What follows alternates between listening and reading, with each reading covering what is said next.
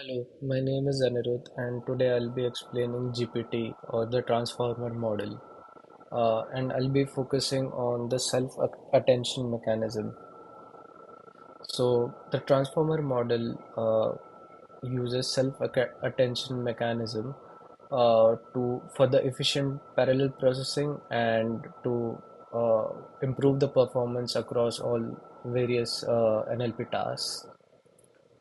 Uh, then the self-attention mechanism is basically allows each word to be focused on the other words in the sequence. So like it assigns the importance to the words or maybe the different parts of the inputs, and basically, the functionality of this mechanism is to understand the context and relationships between different words that are present in the input. This is very crucial in understanding and comprehending the different complex sentences. So, for example, if you come across a situation where you have this particular sentence that the animal didn't cross the street because it was too tired, uh, the self-attention mechanism helps to tie the it between animal, so it knows that it refers to the animal. So in there's also multi-headed attention, like it offers parallel processing power. The concept of it is basically it runs several attention mechanism together in parallel. This allows the model to like capture different types of relationships at the same time. And the functionality of it is each attention in the parallel processing could focus on different aspects of the inputs. So it is more efficient, and it enables more comprehensive understanding. So, for example, one head might focus to animal and it, while the other analyzes the street and cross at the same time. This increases the efficiency. Uh, then there's this positional encoding factor in self-attention mechanism. It's like uh, having having word embeddings added. So basically, it is used for to understand the sequence of words within the input. So they allow the model to distinguish between different positions of the words.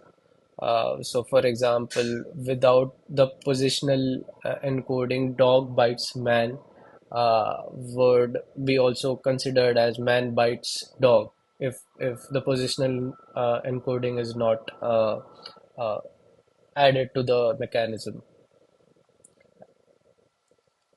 Then we have feed forward networks. So in forward networks, the output of the attention layers is then passed to the feed forward network, and each of the position is processed independently from each other. uh, and basically the output of that is a refined representation of uh, what is being passed to the next layer. This process is used in the transformer architecture. uh, and this is the transformer architecture. We have encoder, decoder, and the interaction between them. So I'll explain what is encoder, what's the function of encoder, and give it an example along with it. So encoder has the function of processing the input sequence. Uh, it analyzes the input. So if it's an NLP task, it would analyze the English sentences, and decoder would generate output sequence and produce a translation out of the English into French. Interaction is the attention, encoder decoder attention, and it would link the source and target words, like what English word would relate to what French word in the translation.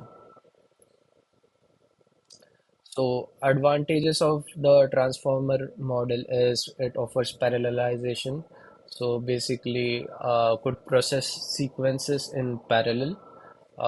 This would actually be efficient and speed up the training process, and it is highly scalable. Uh, Long sequences and uh, uh, complex input uh, could be easily analyzed by using transformer model. The performance of the transformer model is best in NLP tasks. Like it outperforms all the other translation text generation methods. The real world application of transformers is the language translation, text summarization, text generation. So, language translation would be similar to what we have for Google Translate. Uh, and For text summarization, you could give out a PDF or any long blog that you want to summarize. This transformer model would be very effective in doing that. And similarly, text generation is similar to what we have for GPT or GPT type of model 3, 4 that could produce text from the inputs. Yep. Uh, that's it. Thanks.